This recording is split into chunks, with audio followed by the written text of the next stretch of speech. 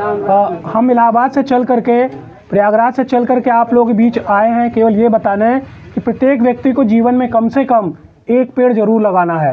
एक पेड़ लगाने का कारण क्या है? पेड़ हमें छाया तो देते हैं, साथ में हमारे जीवन में ज़रूरी ऑक्सीजन, प्राणवायु भी पेड़ ही देते हैं। और हम जो कार्बन डाइऑक्साइड निकालते हैं वो उसको अवशोषित करते हैं।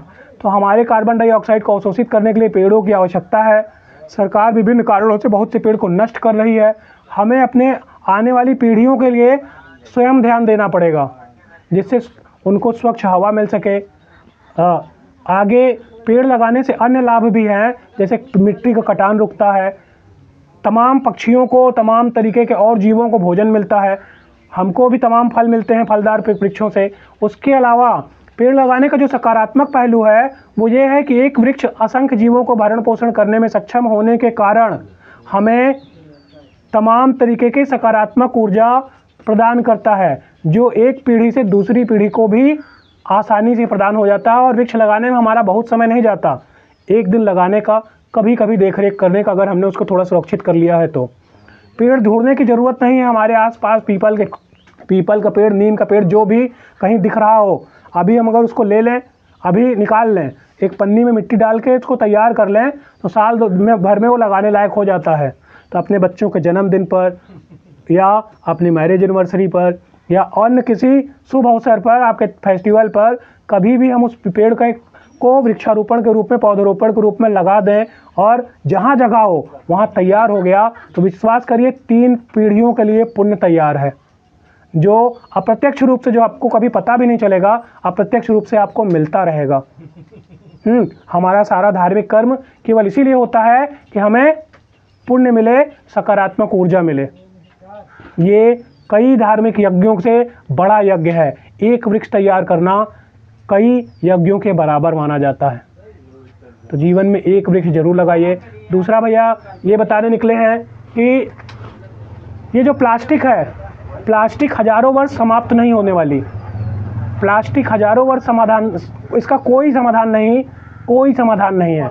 बिकेगी, हम इस्तेमाल करेंगे, लेकिन एक ही तरीका है कि इसको हम सही से सुरक्षित तरीके से रखें और उसके बाद जो कबाड़ वाले आते हैं उनको दे कर रिसाइकिल में भेज दें। प्लास्टिक का एक ही समाधान है कि रिसाइकिल हो, बाकी ये जहाँ चला जाएगा पूरा नष्ट कर देगा। खेतों में गया तो खेत धीरे धीरे बंजर होने लगे, उसमें नीचे ह्यूमस नहीं जाएगा तो कुछ पैदा नहीं होगा, अंडरग्राउंड वाटर नहीं जा रिचार्ज हो पाएगा। कहीं कहीं एकदम जहर के तरह काम करते हैं, चले गए वहाँ जहर बना देते हैं। हाँ, छोटी पन्नी जो है इसमें गर्म चाय डाल दीजिए तो इसमें माइक्रो पॉलीविनाइल क्लोराइड हमारे पेट में जाती है, जो कैंसर का कारण बनती है। तो ये बहुत खतरनाक है, इससे जितना हो सके बचना है। ये सारे पैकेट जो आपके यहाँ चिप्स और ये सब रिसाइकिल में बिक जाते हैं। ये 50 माइक्रोन से ऊपर की पन्नियाँ हैं, जो सरकार वापस लेने के लिए प्रतिबद्ध है। 15 रुपये किलो इसका रेट निर्धारित किया है, इससे नीचे नहीं जाएगा। आज देश के हालात शिक्षा के लिए भी अच्छे नहीं हैं। आप सब को पता ही होगा, 5000 स्कूल उत्तर प्रदेश में, जहाँ 5 बच्चे, 4 बच्चे, 2 बच्चे हैं, वो बंद किए गए। तो ऐसी स्थिति में देखेंगे जहाँ उच्च गुणवत्तापूर्ण शिक्षक हैं, बीएससी, बीएड, बीटीसी करके ही आए हुए शिक्षक हैं, बहुत योग्य हैं। अगर हम थोड़ी सी जागरूकता के साथ अपने बच्चों को सरकारी स्कूल में डालें तो आज एनसीईआरटी की पुस्तक 1 से चलने लगी है। उनके ऊपर थोड़ा सा और दबाव है कि उनको कक्षा 1 के बच्चे को दक्षता प्रोग्राम के तहत, जो उनके यहाँ पहली बार जाता है, 40 शब्द कम से कम पढ़ना आना चाहिए एक बार में बिना अटके। ये अभी दक्षता प्रोग्राम के तहत सरकार करवा रही है।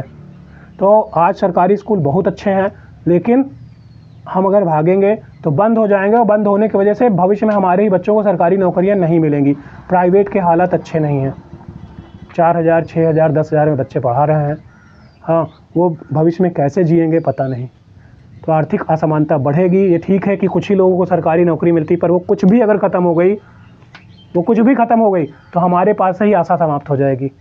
तो ऐसे कुछ मुद्दे हैं जो हम सब मिल करके अपने समाज को बनाते हैं। तो हम सबको मिल करके ही ये छोटे छोटे काम, छोटी छोटी ध्यान के जागरूकता के माध्यम से अपने समाज को संभालना पड़ेगा।